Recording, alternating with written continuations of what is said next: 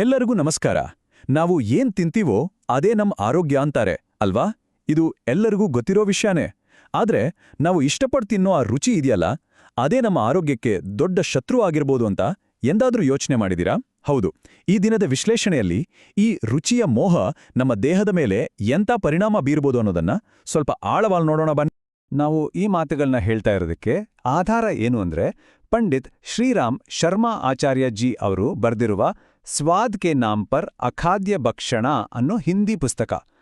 ನಿಜ ಹೇಳ್ಬೇಕಂದ್ರೆ ಇದೊಂಥರ ಕೇವಲ ಪುಸ್ತಕ ಅಲ್ಲ, ಬದಲಾಗಿ ಆಹಾರವನ್ನ ನಾವು ನೋಡುವ ದೃಷ್ಟಿಕೋನವನ್ನೇ ಬದಲಿಸೋ ಶಕ್ತಿ ಇರೋ ಒಂದು ಅದ್ಭುತ ಜ್ಞಾನದ ಭಂಡಾರ.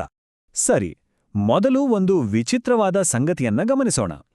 ಇವತ್ತಿನ ಕಾಲದಲ್ಲಿ ಪೌಷ್ಟಿಕ ಆಹಾರ, ಆರೋಗ್ಯಕರ ಆಹಾರ ಅಂತ ಹೇಳೋ ವಸ್ತುಗಳಿಗೆ ಏನೂ ಕಮ್ಮಿ ಇಲ್ಲ ಅಲ್ವಾ? ಎಲ್ಲಾ ಕಡೆ ಸಿಗುತ್ತೆ. ಆದ್ರೂ ಜನರ ಆರೋಗ್ಯ ದಿನದಿಂದ ದಿನಕ್ಕೆ ಯಾಕೆ ಹಾಳಾಗ್ತಿದೆ? ಯಾಕೆಷ್ಟೊಂದು ಆರೋಗ್ಯ ಸಮಸ್ಯೆಗಳು? ಈ ಪ್ರಶ್ನೆ ಇದೆಯಲ್ಲ, ಇದೇ ನಮ್ಮ ಇವತ್ತಿನ ಚರ್ಚೆಯ ಮುಖ್ಯ ವಿಷಯ. ಹಾಗಾದ್ರೆ ಈ ಪಯಣದಲ್ಲಿ ನಾವು ಮುಂದೆ ಏನೇನ್ ತಿಳ್ಕೊಳ್ತೀವಿ ಅಂತ ನೋಡೋದಾದ್ರೆ, ಮೊದಲು ಸಮಸ್ಯೆಯ ಮೂಲ ಅಂದ್ರೆ ರುಚಿಯ ವ್ಯಸನ ಅಂದ್ರೆ ಏನು ಅಂತ ನೋಡ್ತೀವಿ. ಆಮೇಲೆ ಈ ವ್ಯಸನಕ್ಕೆ ಕಾರಣ ಆಗಿರೋ 3 ವಂಚಕರು ಯಾರು ಅಂತ ಪತ್ತೆ ಮಾಡ್ತೀವಿ. ಕೊನೆಗೆ ಇದೆಲ್ಲದಕ್ಕೂ ಒಂದು ತುಂಬಾನೇ ಸರಳ ಆದ್ರೆ ಅಷ್ಟೇ ಶಕ್ತಿಯುತವಾದ ಪರಿಹಾರವನ್ನ ಕೂಡ ಕಂಡುಕೊಳ್ಳೋಣ. ಸರಿ, ಹಾಗಿದ್ರೆ ಶುರು ಮಾಡೋಣ. ನಮ್ಮ ಮೊದಲ ನಿಲ್ದಾಣ ರುಚಿಯ ವ್ಯಸನ. ನಮ್ಮ ಈ ಮಾಡರ್ನ್ ಲೈಫ್ ಸ್ಟೈಲ್ ಇದೆಯಲ್ಲ, ಇದರಲ್ಲಿ ಕೇವಲ ರುಚಿಯನ್ನೇ ಬೆನ್ನತ್ತಿ ಹೋಗೋದು ಹೇಗೆ ಒಂದು ಚಟವಾಗಿ, ಒಂದು ಅಡಿಕ್ಷನ್ ಆಗಿ ಬದಲಾಗಿದೆ ಅಂತ ಮೊದಲು ನೋಡೋಣ. ಪುಸ್ತಕದಲ್ಲೇ ಲೇಖಕರು ಈ ಸ್ಥಿತಿಗೆ ಚಟೋರೆಪನ್ ಅಂತ ಒಂದು ಮಾತು ಹೇಳ್ತಾರೆ. ಇದ್ರ ಅರ್ಥ ಸುಮ್ಮನೆ ಟೇಸ್ಟಿ ಫುಡ್ ಇಷ್ಟಪಡೋದಲ್ಲ, ಅದಕ್ಕಿಂತ ಹೆಚ್ಚು. ಇದೊಂದು ರೀತಿ ಬೇರೆ ವ್ಯಸನಗಳ ಹಾಗೇನೆ. ಒಬ್ಬ ಕುಡುಕನಿಗೆ ಮತ್ತಷ್ಟು ಕುಡಿಬೇಕು ಅನ್ಸುತ್ತಲ್ಲ, ಹಂಗೆ ಈ ಚಟೋರೆಪನ್ಗೆ ಬಿದ್ದ ನಾಲಿಗೆವೇ ಇನ್ನೂ ಸ್ವಲ್ಪ ಖಾರ, ಇನ್ನೂ ಸ್ವಲ್ಪ ಉಪ್ಪು, ಇನ್ನೂ ಸ್ವಲ್ಪ ಸಿಹಿ ಬೇಕು ಬೇಕು ಅಂತ ಕೇಳ್ತಾನೆ ಇರುತ್ತೆ. ಅದಕ್ಕೊಂದು ಕೊನೇನೇ ಇರಲ್ಲ. ಇಲ್ಲಿ ನೈಸರ್ಗಿಕ ಆಹಾರಕ್ಕೂ ನಾವು ಟೇಸ್ಟಿ ಅಂತ ಕರೆಯೋ ಆಹಾರಕ್ಕೂ ಇರೋ ವ್ಯತ್ಯಾಸ ನೋಡಿ. ನೈಸರ್ಗಿಕ ಆಹಾರ ದೇಹಕ್ಕೆ ಬೇಕಾದ ಪೋಷಣೆ ಕೊಡುತ್ತೆ, ನಿಜವಾದ ಹಸುವನ್ನ ನೀಗಿಸುತ್ತೆ. ಆದರೆ ಅದೇ ಆಹಾರವನ್ನ ತಗೊಂಡು ಅತಿಯಾಗಿ ಬೇಯಿಸಿ ಸಿಕ್ಕಾಪಟ್ಟೆ ಉಪ್ಪು, ಖಾರ, ಮಸಾಲೆ ಹಾಕಿ ರುಚಿ ಮಾಡಿದಾಗ ಏನಾಗುತ್ತೆ? ಅದರಲ್ಲಿರೋ ಒಳ್ಳೆ ಸತ್ವವೆಲ್ಲ ನಾಶವಾಗಿ ಹೋಗುತ್ತೆ. ಅದು ಹೊಟ್ಟೆ ತುಂಬಿಸುತ್ತೆ ಅನ್ನೋದಕ್ಕಿಂತ ಹೆಚ್ಚಾಗಿ ಬರೀ ನಾಲಿಗೆ ಚಪ್ಪಲ ತೀರಿಸುತ್ತೆ ಅಷ್ಟೇ. ದೇಹಕ್ಕೆ ಅದರಿಂದ ಶಕ್ತಿ ಸಿಗಲ್ಲ.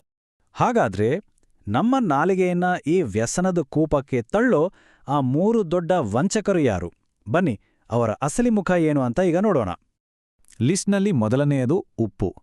ನಾವು ಅಡಿಗೆಗೆ ಬಳಸೋ ಆ ಬಿಳಿ ಉಪ್ಪಿದೆಯಲ್ಲ, ಅದು ದೇಹಕ್ಕೆ ಬೇಕಾಗಿರೋ ನೈಸರ್ಗಿಕ ಲವಣ ಅಲ್ವೇ ಅಲ್ಲ. ಅದು ರುಚಿಗೋಸ್ಕರ ಸೇರಿಸೋ ಒಂದು ಕಠಿಣ ಪದಾರ್ಥ. ನಮ್ಮ ದೇಹ ಅದನ್ನ ತನ್ನ ಭಾಗ ಅಂತ ಯಾವತ್ತೂ ಅಂದ್ಕೊಳ್ಳಲ್ಲ.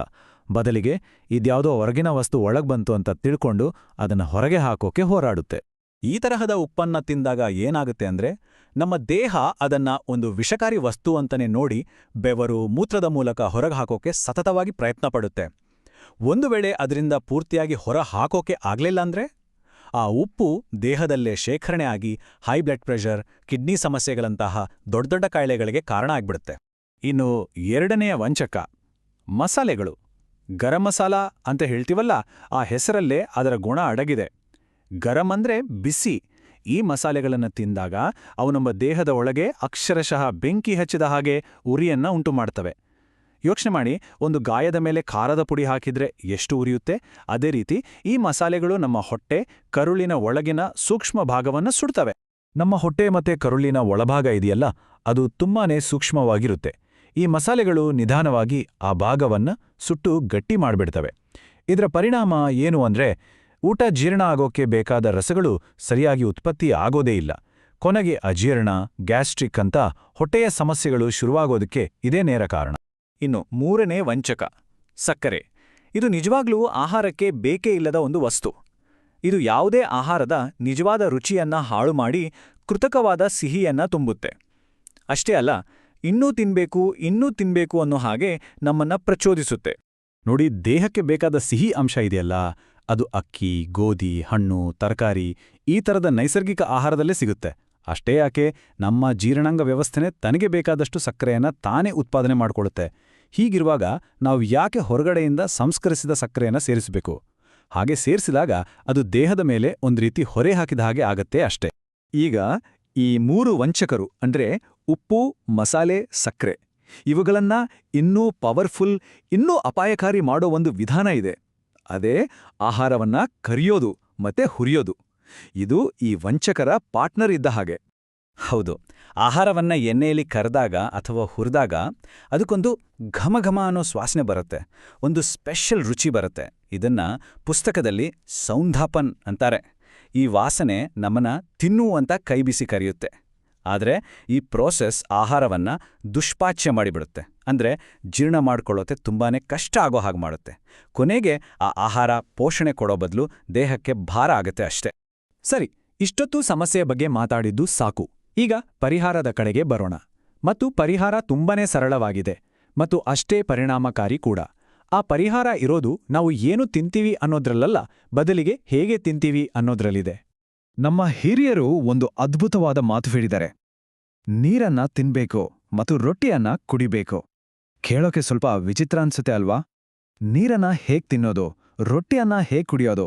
ಆದ್ರೆ ಇದ್ರ ಹಿಂದಿರೋ ಅರ್ಥ ಇದೆಯಲ್ಲ, ಅದು ತುಂಬಾನೇ ಆಳವಾಗಿದೆ. ಹಾಗಾದ್ರೆ ಏನಿದರ ಅರ್ಥ? ನೀರನ್ನ ತಿನ್ನೋದು ಅಂದ್ರೆ ನೀರನ್ನ ಗಟಗಟ ಅಂತ ಕುಡಿಯೋದು ಬಿಟ್ಟು ಒಂದೊಂದು ಗುಟ್ಕುನೂ ಬಾಯಲ್ಲಿ ಸ್ವಲ್ಪ ಹೊತ್ತಿಟ್ಕೊಂಡು ಲಾಲಾರಸದ ಜೊತೆ ಬೆರೆಯೋ ಹಾಗೆ ಮಾಡಿ ನಿಧಾನವಾಗಿ ಕುಡಿಯೋದು. ಅದೇ ರೀತಿ ರೊಟ್ಟಿಯನ್ನ ಕುಡಿಯೋದು ಅಂದ್ರೆ ಯಾವುದೇ ಘನ ಆಹಾರವನ್ನ ತಿಂದ್ರೂ ಪ್ರತಿ ತುತ್ತನ್ನೂ ಅದು ಪೇಸ್ಟ್ ತರ ಅಂದ್ರೆ ದ್ರವದ ಹಾಗೆ ಆಗೋವರೆಗೂ ಚೆನ್ನಾಗಿ ಜಗಿಯೋದು. ಜೀರ್ಣಕ್ರಿಯೆ ಸರಿಯಾಗಿ ಆಗ್ಬೇಕಂದ್ರೆ ಇದೇ ಮೊದಲ ಮತ್ತು ಮುಖ್ಯವಾದ ಹೆಜ್ಜೆ. ನಾವು ಮಾಡೋ ಬಹುದೊಡ್ಡ ತಪ್ಪು ಅಂದ್ರೆ ಅವಸರದಲ್ಲಿ ಊಟ ಮಾಡೋದು. ಸರಿಯಾಗಿ ಜಗೋದೇ ಇಲ್ಲ, ನೀರ್ ಕುಡ್ದು ಗಂಟ್ಲಿಂದ ಒಳಗೆ ತಳ್ಳಿಬಿಡ್ತೀವಿ. ಆದ್ರೆ ಒಂದ್ ವಿಷಯ ನೆನ್ಪಿಡಿ, ನಮ್ಮ ಹೊಟ್ಟೆಯಲ್ಲಿ ಹಲ್ಲುಗಳಿಲ್ಲ. ಆಹಾರವನ್ನ ಪುಡಿ ಮಾಡೋ ಕೆಲ್ಸ ಬಾಯಲ್ಲೇ ಆಗ್ಬೇಕು. ನಾವು ಆ ಕೆಲ್ಸವನ್ನ ಮಾಡ್ದೆ ಹೊಟ್ಟೆಗೆ ಕಳಿಸಿದ್ರೆ ಪಾಪ ಹೊಟ್ಟೆಯ ಮೇಲೆ ಎಷ್ಟೊಂದು ಹೊರೆ ಬೀಳುತ್ತೆ ಅಲ್ವಾ? ಇದ್ರಿಂದ ಊಟ ಸರಿಯಾಗಿ ಜೀರ್ಣನೂ ಆಗಲ್ಲ, ಅದ್ರಲ್ಲಿರೋ ಪೋಷಕಾಂಶಗಳು ದೇಹಕ್ಕೆ ಸಿಗೋದೂ ಇಲ್ಲ. ಈಗ ನಾವು ಈ ವಿಶ್ಲೇಷಣೆಯ ಕೊನೆಯ ಭಾಗಕ್ಕೆ ಬಂದಿದ್ದೇವೆ. ಇಲ್ಲಿ ನಾವು ಅರ್ಥ ಮಾಡಿಕೊಳ್ಳಬೇಕಾದ ಅತಿ ಮುಖ್ಯವಾದ ವಿಷಯ ಏನಂದ್ರೆ, ನಮ್ಮ ಆರೋಗ್ಯದ ನಿಜವಾದ ಶಿಲ್ಪಿಗಳು ಬೇರೆ ಯಾರೂ ಅಲ್ಲ, ನಾವೇ. ಹಾಗಾದ್ರೆ ಮಾಡಬೇಕಿರೋದು ಇಷ್ಟೇ: ಒಂದು ಸರಳ ಜೀವನಕ್ಕೆ ಮರಳಬೇಕು. ನಮ್ಮ ನಾಲಿಗೆ ಇದೆಯಲ್ಲ, ಅದೇ ನಮ್ಮ ದೇಹದ ಮೊದಲ ಡಾಕ್ಟರ್. ಯಾವುದು ಸರಿ ಯಾವುದು ತಪ್ಪು ಅಂತ ಅದು ಹೇಳುತ್ತೆ. ಆದರೆ ನಾವು ಕೃತಕ ರುಚಿಗಳ ಚಟಕ್ಕೆ ಬಿದ್ದು ಅದರ ಮಾತನ್ನೇ ಕೇಳದ ಹಾಗೆ ಆಗ್ಬಿಟ್ಟಿದ್ದೇವೆ. ನಾವು ಮಾಡಬೇಕಿರೋದು ಕೃತಕ ರುಚಿಯ ಆಸೆಯನ್ನ ಹಿಡಿತದಲ್ಲಿಟ್ಟು ನೈಸರ್ಗಿಕ ಆಹಾರವನ್ನ ಆಯ್ಕೆ ಮಾಡಿಕೊಂಡು ಎಲ್ಲಕ್ಕಿಂತ ಮುಖ್ಯವಾಗಿ ನಿಧಾನವಾಗಿ ಚೆನ್ನಾಗಿ ಅಗಿದು ಊಟ ಮಾಡೋದನ್ನ ಅಭ್ಯಾಸ ಮಾಡ್ಕೋಬೇಕು. ಕೊನೆಯದಾಗಿ ಒಂದು ಮಾತು: ನಿಜವಾದ ಆರೋಗ್ಯ ಅನ್ನೋದು ನಾವು ತಿನ್ನೋ ಪ್ರತಿ ತುತ್ತಿನಲ್ಲೂ ನಾವು ಮಾಡುವೊಂದು ಆಯ್ಕೆ. ಒಂದು ಕ್ಷಣದ ನಾಲಿಗೆಯ ರುಚಿಗೋಸ್ಕರ ನಮ್ಮ ಜೀವನ ಪೂರ್ತಿ ಇರೋ ಆರೋಗ್ಯವನ್ನ ಯಾಕೆ ಬಲಿ ಕೊಡಬೇಕು? ನಾಲಿಗೆಯ ಚಪಲವನ್ನ ನಾವು ನಿಯಂತ್ರಣದಲ್ಲಿಟ್ಕೊಂಡ್ರೆ ನಮ್ಮ ಆರೋಗ್ಯಕ್ಕೆ ನಾವೇ ವೈದ್ಯರಾಗ್ಬೋದು. ಈ ಬಗ್ಗೆ ಒಮ್ಮೆ ಯೋಚನೆ ಮಾಡಿ.